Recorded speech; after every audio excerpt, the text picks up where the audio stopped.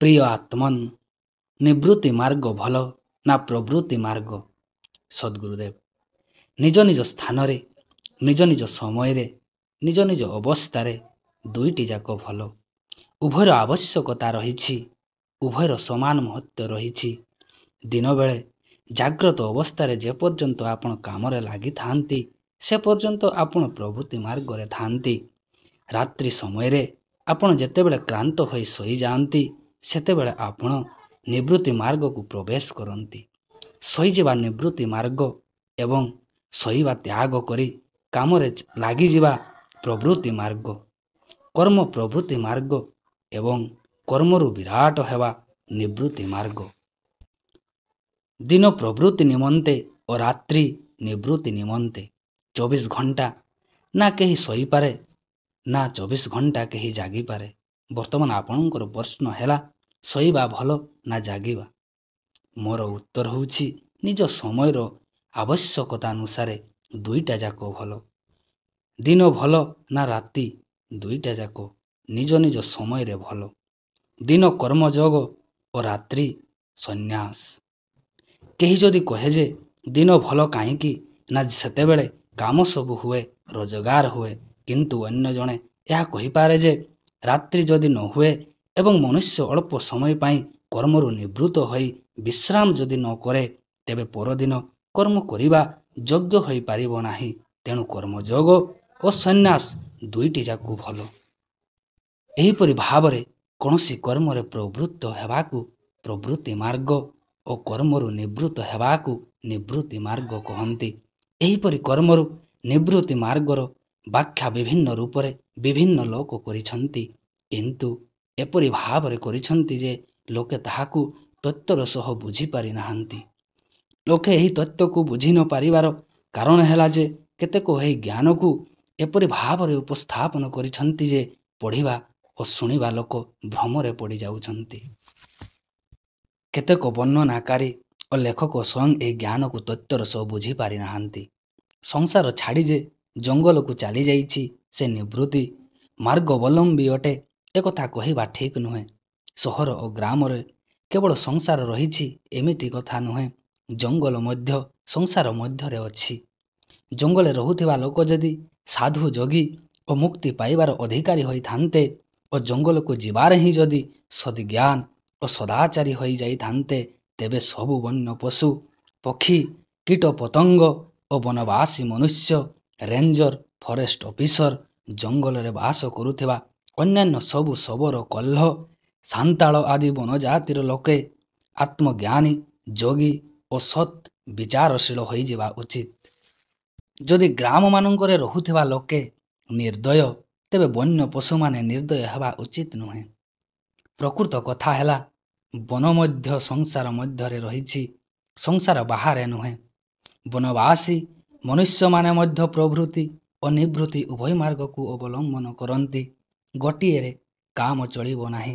ଗୃହସ୍ଥ ଆଉ ସନ୍ନ୍ୟାସୀ ସମସ୍ତେ ସେହି କାମ କରନ୍ତି ଓ ସେହିପରି ହୋଇଥାନ୍ତି ଯେମିତି ଗୃହସ୍ଥମାନେ ହୋଇଥାନ୍ତି। ଖାଇବାକୁ, ଶୋଇବାକୁ, ଚାଲିବାକୁ ଓ ବିଶ୍ରାମ କରିବାକୁ ସମସ୍ତେ ଚାହାନ୍ତି। ଗୃହସ୍ଥମାନଙ୍କ ଠାରୁ ମାଗିକରି ଖାଇବା ଅପେକ୍ଷା ନିଜେ ରୋଜଗାର କରି ଖାଇବା ଭଲ। ପରିଶ୍ରମର ଆୟ ଖାଇବା ସବୁଠାରୁ ବଡ଼ ତପ ଓ ଲାଞ୍ଚ, ଚୋରି, ଠକାମି ଓ ଭିକ ମାଗିବା ସବୁଠାରୁ ବଡ଼ ପାପ। ପ୍ରବୃତ୍ତି ମାର୍ଗର ସମ୍ବନ୍ଧ ଗ୍ରହଣ ସହିତ ରହିଛି ଓ ନିବୃତ୍ତି ମାର୍ଗର ସମ୍ବନ୍ଧ ତ୍ୟାଗ ସହିତ। ପ୍ରବୃତ୍ତି ମାର୍ଗର ସମ୍ବନ୍ଧ ରାଗ ସହିତ ରହିଛି ଓ ନିବୃତ୍ତି ମାର୍ଗର ଦ୍ୱେଷ ସହିତ। ପ୍ରବୃତ୍ତି ମାର୍ଗର ସମ୍ବନ୍ଧ ମଣ୍ଡନ ସହିତ ଓ ନିବୃତ୍ତି ମାର୍ଗର ଖଣ୍ଡନ ସହିତ। ପ୍ରବୃତ୍ତି ମାର୍ଗର ସମ୍ବନ୍ଧ ଉତ୍ପତ୍ତି ସହିତ ଓ ନିବୃତ୍ତି ମାର୍ଗର ବିନାଶ ସହିତ। ପୁରାଣମାନଙ୍କରେ ପ୍ରବୃତ୍ତି ମାର୍ଗର ଦେବତା ବ୍ରହ୍ମା ବୋଲି କୁହାଯାଇଛି ଓ ନିବୃତ୍ତି ମାର୍ଗର ଶିବ। ଏହି ଦୁଇଟି ମଧ୍ୟରେ କେଉଁଟା ଭଲ ଓ କେଉଁଟା ମନ୍ଦ, ଏହି ପ୍ରଶ୍ନ ହିଁ ଭୁଲ। ନିଜ ନିଜ ସମୟରେ, ନିଜ ନିଜ ଅବସ୍ଥାରେ ଓ ନିଜ ନିଜ ଅବସରରେ ଦୁଇଟା ଯାକ ଠିକ୍।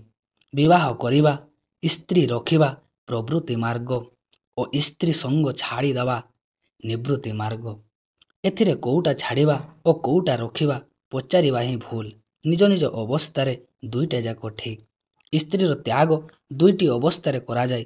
ପ୍ରଥମ ବାଲ୍ୟ ଅବସ୍ଥାରେ ଓ ଦ୍ୱିତୀୟ ବୃଦ୍ଧାବସ୍ଥାରେ।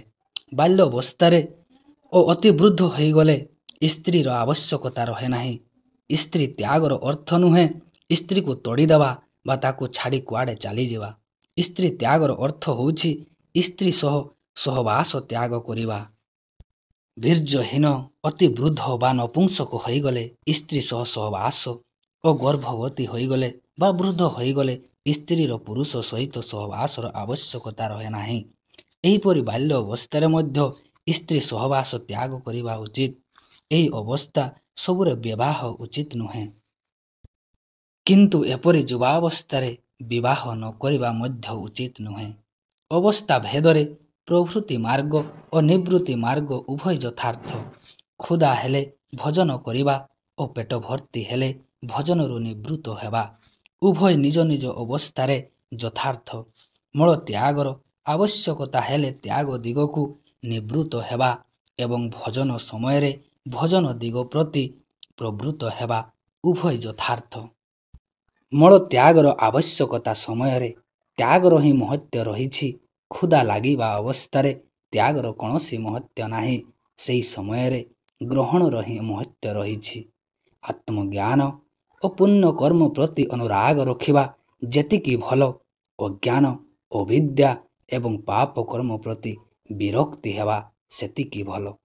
ଉତ୍ତମ କର୍ମ, ସତ୍ସଙ୍ଗ, ସଦ୍ଗୁରୁ ଏବଂ ସ୍ୱାଧ୍ୟାୟ ପ୍ରତି ପ୍ରେମ ଓ ଅଜ୍ଞାନ ଅବିଦ୍ୟା କୁସଙ୍ଗ ଇତ୍ୟାଦି ପ୍ରତି ଦ୍ୱେଷ ହେବା ସ୍ୱାଭାବିକ।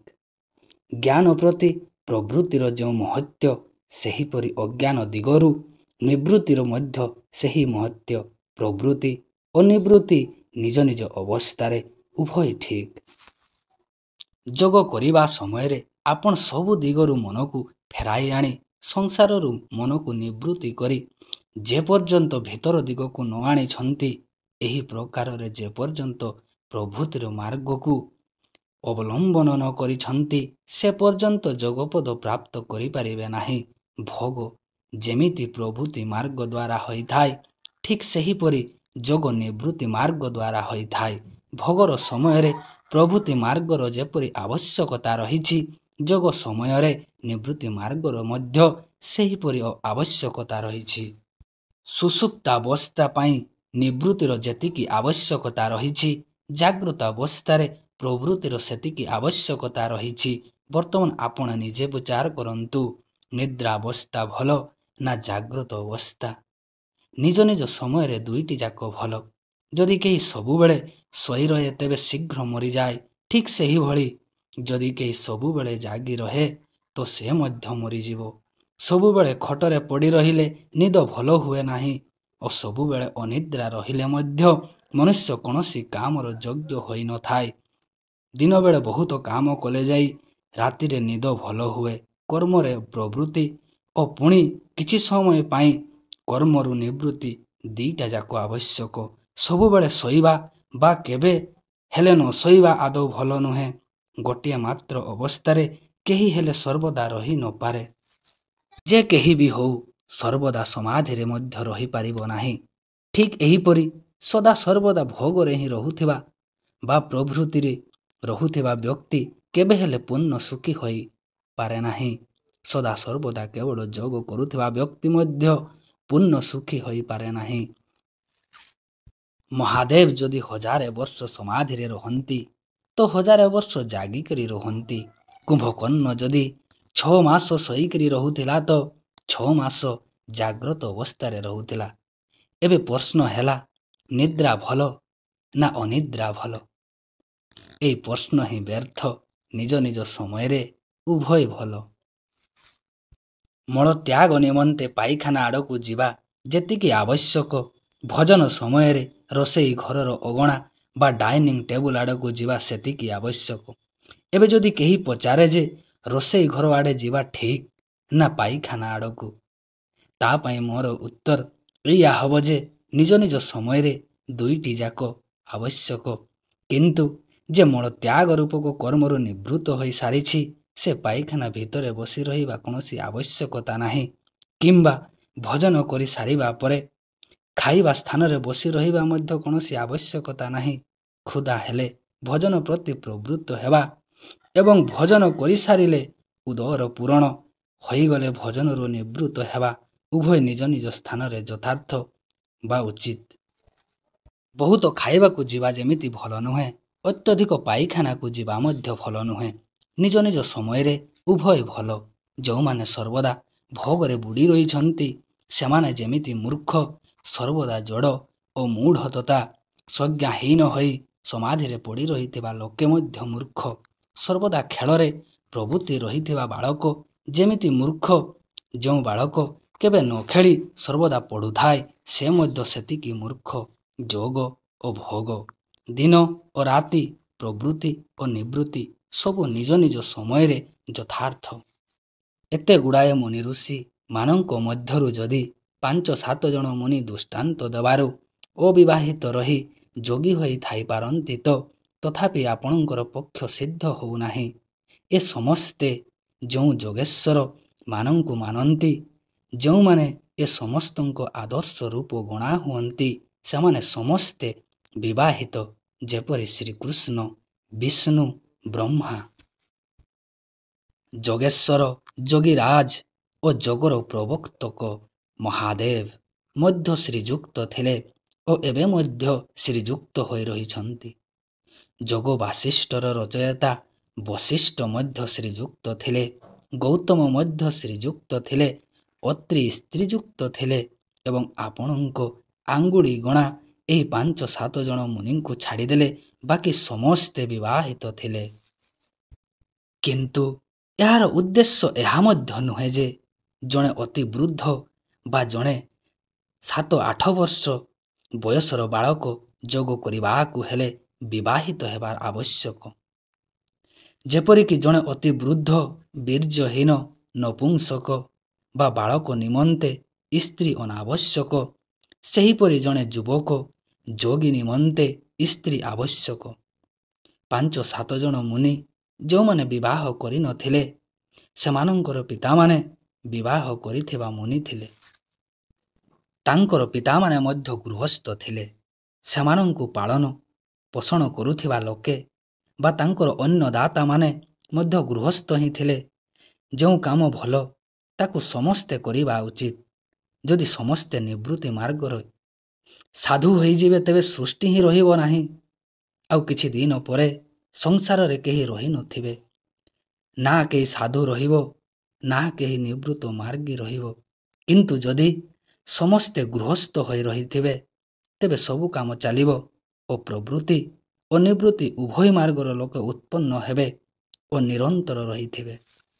ଗୃହସ୍ଥ ହିଁ ସମସ୍ତଙ୍କ ପାଳନକର୍ତ୍ତା ଓ ସମସ୍ତଙ୍କ ଉତ୍ପନ୍ନକର୍ତ୍ତା ହୋଇଥିବାରୁ ସମସ୍ତଙ୍କ ପିତା କେବଳ ରାମ ଓ କୃଷ୍ଣ ଗୃହସ୍ଥ ନଥିଲେ, ସେମାନଙ୍କ ପିତାମାନେ ମଧ୍ୟ ଗୃହସ୍ଥ ଥିଲେ।